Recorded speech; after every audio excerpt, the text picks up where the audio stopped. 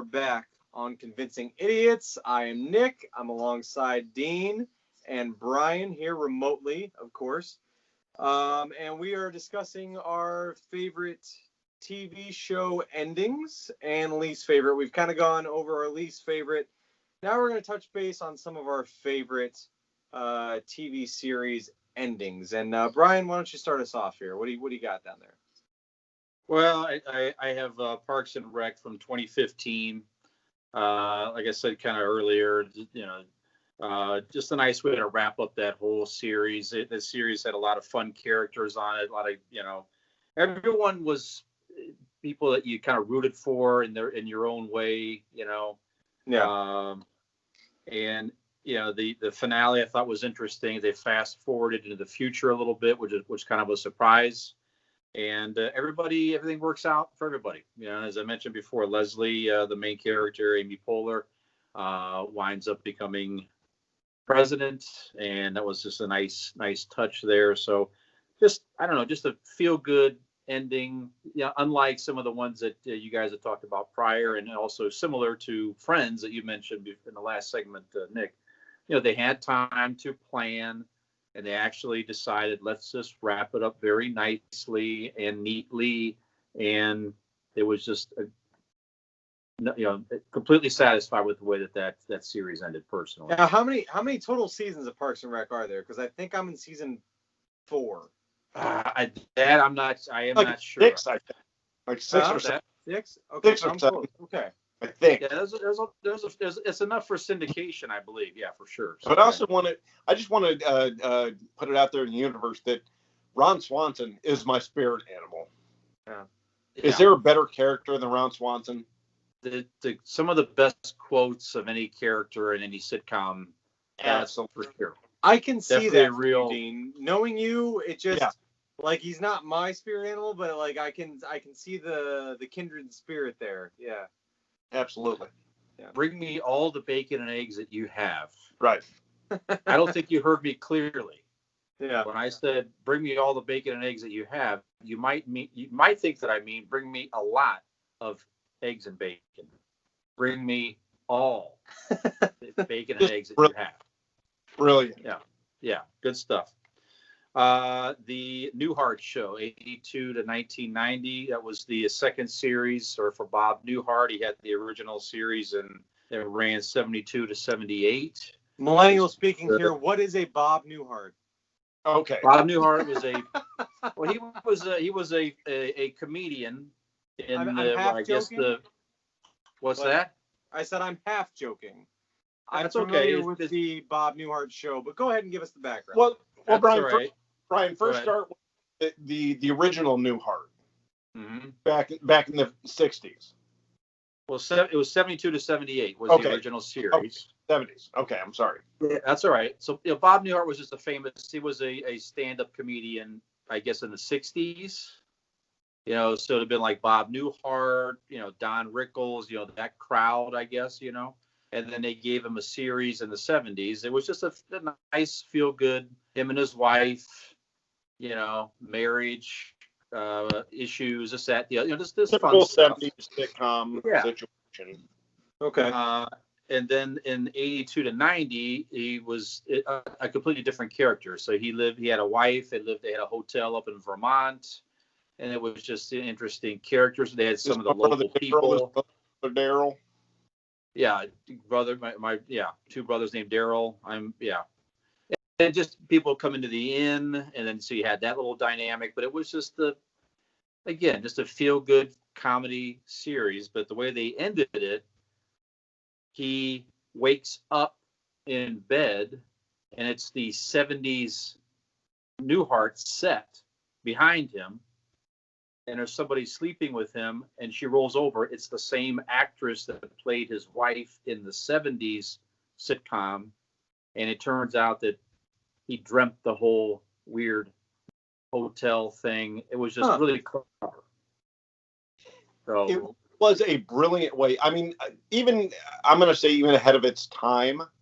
Like if you would pull that off now, it would be just as brilliant, right? I mean, yeah.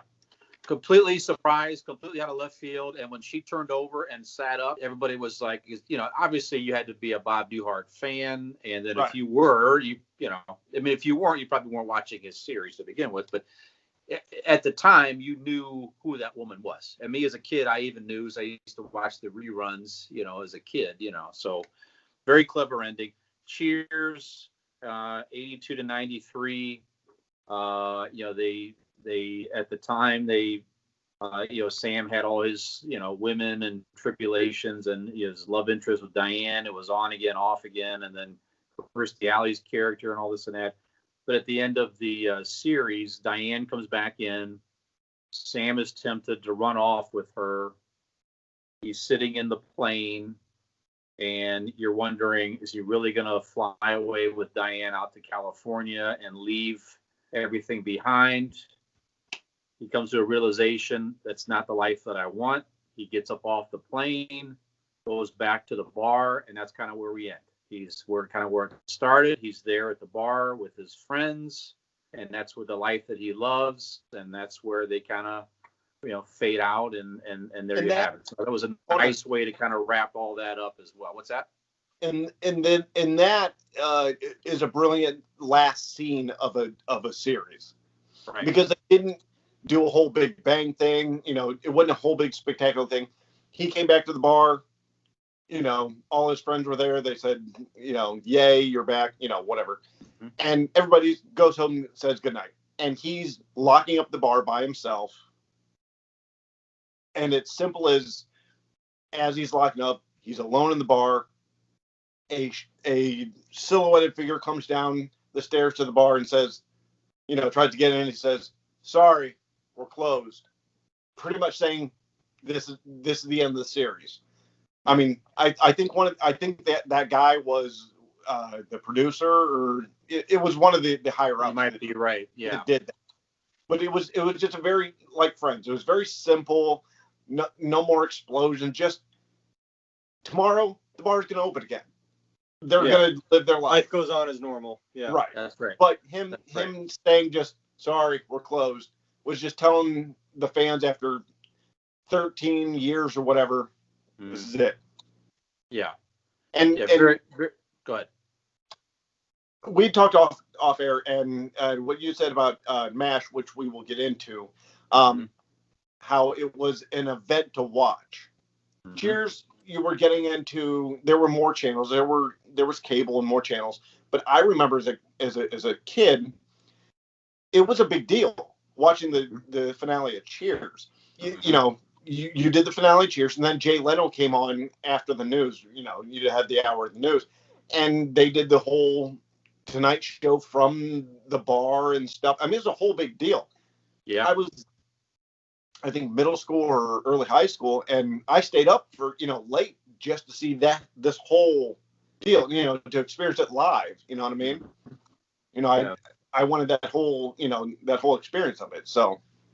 Yeah, that's something we definitely don't get anymore because, right. I mean, I was speaking from experience. I mean, in our house, we've got Netflix and we've got Hulu and stuff like that. We have Sling for when there's sports on and news and things like that, but we don't really watch live TV. We know that whatever we want to watch on live TV is going to be there the next day, and we wait till then. And a lot of other people do the same thing. There's a lot of other shows that incorporate fans. There's you've got your American Idols and your Masked Singers and your things like that but and that people talk about, but you don't actually converse until really the day after it's aired, because that's when everyone's seen it. So it is kind of interesting how streaming has kind of changed that. You know what I mean? How so many people have cut cable, and there's few things, and even before cable cutting,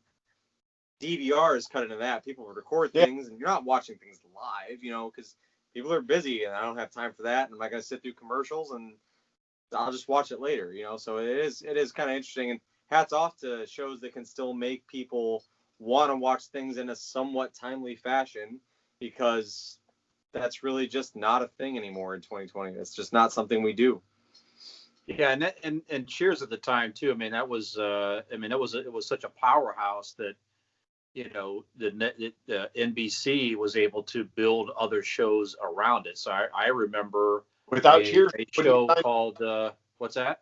Without Cheers, there wouldn't be Seinfeld. That's because right. Seinfeld got moved into that to have lead in.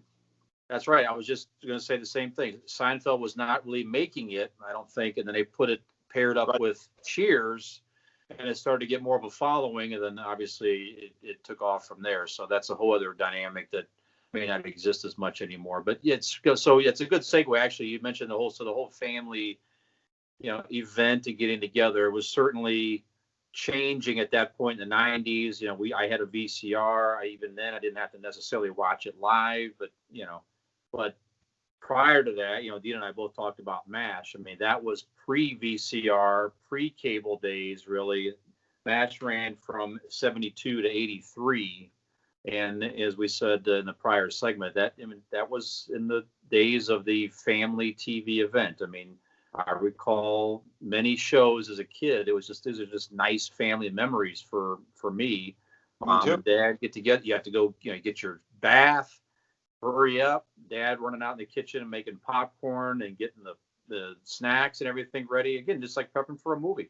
And you sit down and you're ready, and then boom, and then the TV show comes on, and then you're running to fill up your snacks again and commercials and stuff. It was just a nice event. It really was.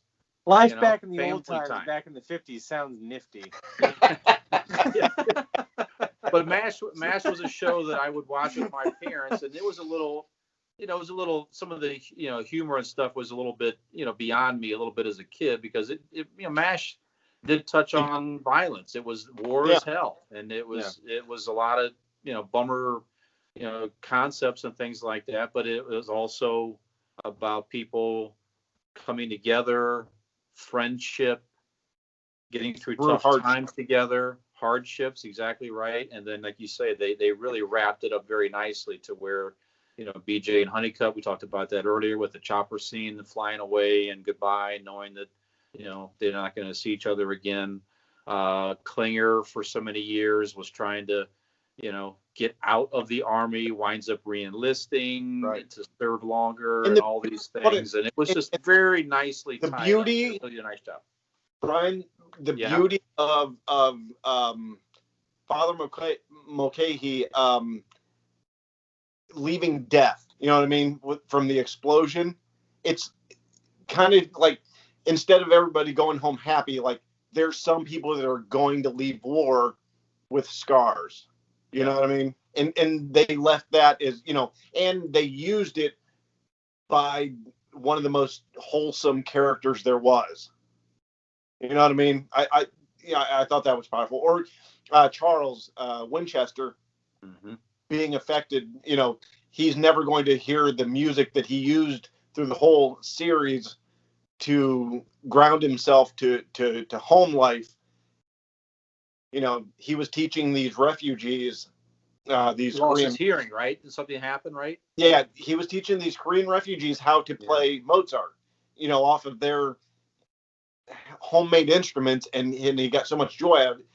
And he used Mozart and classical music all throughout the series to like ground himself. And then in the final episode, those guys got killed, and he would never hear classical music the same again. You know what I mean? That's right. Yeah. So, that's some deep shit. He walked away with the physical scars of war, and Charles walked away, even though they're doctors and not soldiers. Charles walked away with the emotional and mental scars of war. Yeah.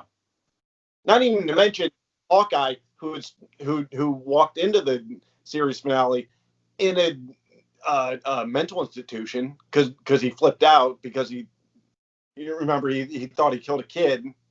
Oh, that's right. He kind of killed a kid. Like, yeah, I mean, it got real deep. I mean, that was the brilliance of MASH. Is all of the brilliance of the comedy really was wrapped around the horrors and shit of war. Yeah, I mean, they did so much in that last episode, which, I mean, the last season wasn't supposed to happen. Excuse me. The cast had agreed to end it. but they said, all right, come back for 8 episodes, wrap it up. So they all kind of reluctantly came back, wrote these last eight episodes, and finished it, the way they did. I mean, yeah, MASH could be thrown off to, oh, my dad watches and my grandpa watches it. It's one of those shows just on the background. But if you sat down and watched it, the way they used comedy and horror, real life horror, the brilliance is off the page. I mean, and I don't want to get a tangent. Last thing I'll say about MASH is, and it has nothing to do with series finale, but I want to talk about the brilliance of MASH real quick. There was one episode. It was Christmas Eve, and this guy's dying. He's one of their patients, and they're going everything they can to save him. They know he's going down the drain, and as the clock's ticking down, they're resuscitating him, and at 11, I think it was like 11:40, call it. BJ, stop, just call it. And they call his death. And BJ walks over and opens the glass clock. That's right. Turns it over to 12:01 and shuts it and says 12:01. And it was on Christmas. And she said, why did you do that? And he said, I don't want his kids to know Christmas as the day their dad died. God damn. Right. Yeah. Yeah, it was a very deep, It was a I thought MASH was like Bewitched or some shit. No. Like, I didn't know it was like good. No. I get goosebumps fucking telling that story. God damn, I love that show. Yeah, one of the most well-made shows of all time. It really was. And the movie, if you ever get a chance to watch the movie, Nick or anybody listening or watching, watch the movie. The movie's fucking awesome too. Yeah. Was the movie before, after, or during? Before. It was. The TV show was based set up off the show. Oh, okay. Yeah. Yeah. Donald Sutherland, actually. That's right. That's right. Yeah. Yeah, I just bought that whole box set for my mom for her birthday this Awesome. year. The entire MASH series, and had the movie in it there, everything. So, yeah, she was a huge fan too. All right, so Dean, we definitely share the love of MASH. We do. What else made your positive list, sir? My positive list. We talked. I think I put enough on Roseanne of how that ended and whatnot. The twist was fun, and I mean, some people actually hated it. They thought it was kind of cheesy and a cop out way to get out of the last season, but I thought it was a fun way to do it. And then my other one was Breaking Bad, which we'd also touched on. And once again, El Camino. To me, if you want to watch the final episode of Breaking Bad, it's not the final episode. Watch El Camino. Okay. So as far as our experience, Dean, is MASH the greatest finale of all time up to this point, in your opinion? To me, yeah, it is, because for the simple fact of you have to take into consideration the whole series before it, the trials and tribulations that they went before it,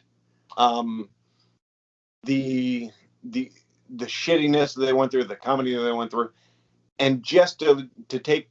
We've all been in really shitty situations with friends, one way or the other. And I'm not going to compare our shitty situation with friends to war, but we've all been in these shitty situations with friends, and that's the friendships get us by.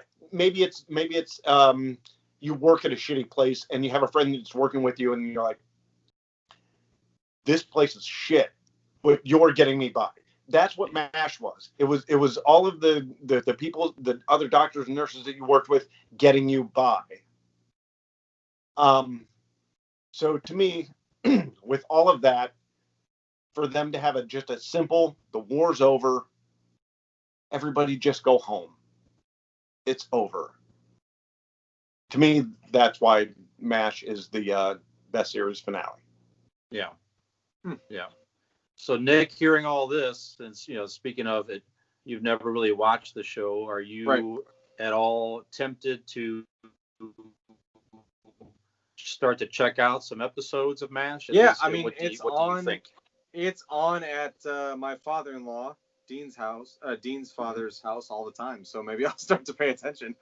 Yeah. Yeah. No, I mean, it sounds. Yeah, I mean, and not say like I said, I thought it sounded. I always just thought it was like that's no disrespect to Bewitched or whoever I named. I think it was You Bewitched. just thought it was random. I just 70s. thought it was one of those. You know what I mean? Right. I grew up. I grew up watching a lot of those old time shows. I grew up on Nick at Night, so in the summertime, especially, it was all I Love Lucy, Bewitched, I Dream of Jeannie, The Munsters, Happy Days, like all that stuff. And I mean, not that there's anything wrong with those at all. I They're just fun. I don't know how many. I mean, of all those, I Love Lucy was my favorite until I've watched Sure. it in recent day, and my son started watching it, and it was like, oh, I saw this on there, and I'm like, we're not gonna watch that anymore. There's some things that are outdated, but you know, I enjoy those sitcoms. I enjoy those things from the past. But yeah, like I've never really paid any sort of attention to MASH, so I didn't. You know, hearing you talk about it and stuff like that really makes me kind of want to pay a little more attention to it. I mean, as much as I enjoy the carefree, easy going sitcom that doesn't really make you think or whatever. I mean, just a pastime. Something like that's really cool to consider. So yeah, I'll definitely have to check that out. Good. MASH was written. MASH was written as a. It was written as a counter argument to the Vietnam War, using the Korean War as a backdrop. Okay. The writer and creator, he interviewed all of these Korean War doctors because the scene and the settings was real. They set up these MASH units, you know, on the ground in all these tents in these little communities. That was real. And the book that he wrote was fantastic. I mean, he had, you know, he had all of the actual stories and the grit in the stories, and he took all of those stories, and that's where he got the idea.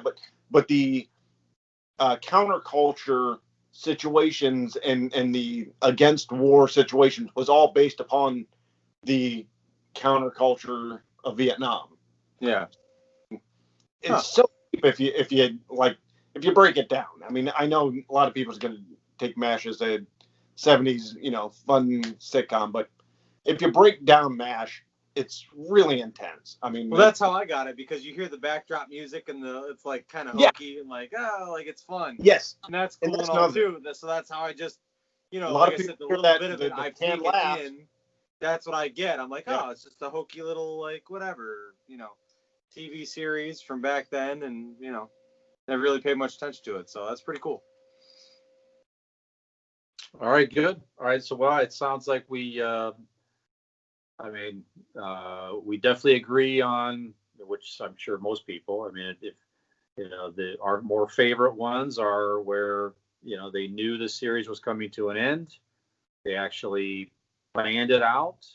They wrapped it up very nicely. I mean, not every series ends as perfectly as you might want it to. You know, MASH was pretty close, though, for Dean and I, as far as as perfect ending as you could be. It would have been unusual, to Dean's point, that if war has a completely happy ending, and this certainly did not, but it did wrap everything up nicely. There were really no loose ends. You kind of knew where everybody was going. All the main characters, you knew what direction they were going. You know, the least favorite had questionable endings. They even though they had an opportunity, that's what made it more frustrating for you guys. And some of the ones they had an opportunity to plan in most cases, but just unusual cramming stuff in the last episode just didn't make a lot of sense. Didn't really resonate with you guys. So okay. Hey, Brian. Anything else you guys want to say in closing remarks? Go ahead. Brian, I'm going to go ahead and break the fourth wall right now. What Yeah. are we looking at time? We got a couple minutes. We got like 2 minutes. Okay. Because I want to bring up and do a callback from previous episodes, and I would be remiss if I didn't bring up St. Elsewhere. Ah, yes. Yeah. Right. And the wackiness of that one, because St. Elsewhere was a television show, was like a serious TV show. I mean, it was like ER. You know what I mean? People are coming in sick and dying, and they're doctors, and you know the whole deal.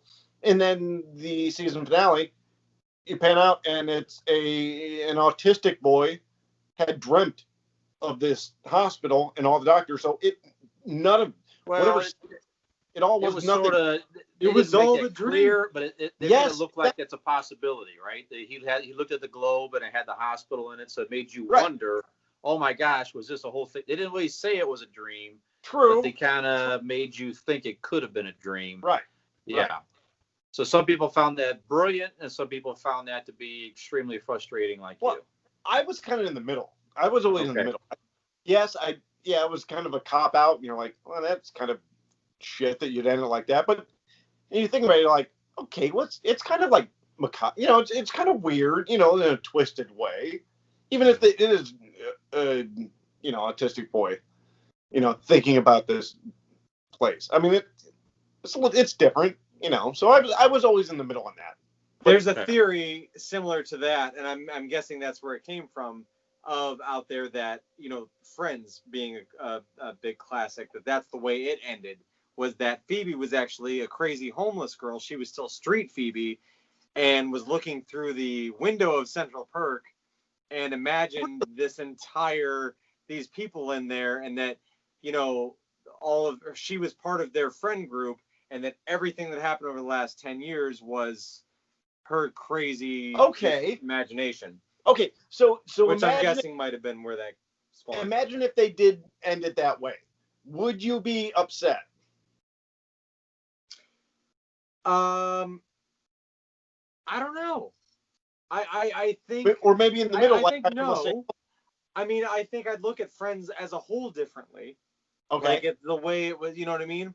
I definitely prefer the way it ended, that everybody went on to their adult lives and did what they were supposed to do. But it would I enjoy things like that mess with your head. I really like that stuff. So for me personally, I could see a lot of people that would be pissed about that. But for me personally, I like weird shit like that. That's just like, wow, like, man, all this was, you know, for nothing. Because at the end of the day, it's a TV show. It's how you're passing your time. None of this is actually real. So you can be mad about it, but at the end of the day, you got to let it go, because it doesn't affect your life. It's not real. You got to wake up tomorrow and go to work. Right. Your life is the same until you wake up in Phoebe's dream, and then it's not. You know. We can all keep our fingers. No. Right. I don't think I'd be mad. But I prefer the way it happened. But not upset. No. Okay. Sorry. Yeah, we don't want people to get too invested into other, you know, to show lives and, you know, other than like us, right? Yeah. So we definitely want people to get thoroughly invested in our lives and what's going on with shower habits and all of that. Well, then I just want you all to know that the series finale of this, stay tuned. Yeah. May or may not be a dream. To the very end. May not be a dream. All right, so I think this is a good opportunity to wrap this up.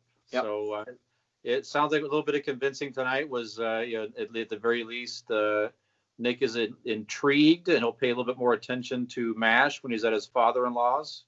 And what's on in the background, he'll pay a little bit more attention, because he's realized it's maybe a broader, smarter comedy than he gave it credit for initially, which is just fine. I'm going to tell you what convinced me. I think I am going to at least give, because I tried Game of Thrones for a half an episode.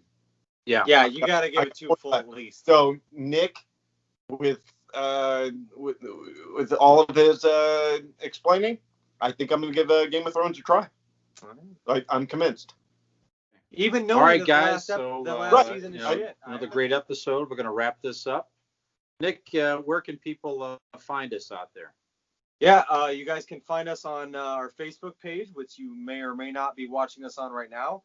We are also on YouTube. We now have an Instagram account, which is @convincing_idiots. And also you can reach us by email, convincingidiots@gmail.com. So for Convincing Idiots, I'm Dean. I'm Brian. And I am Nick. Have you not been convinced? Peace.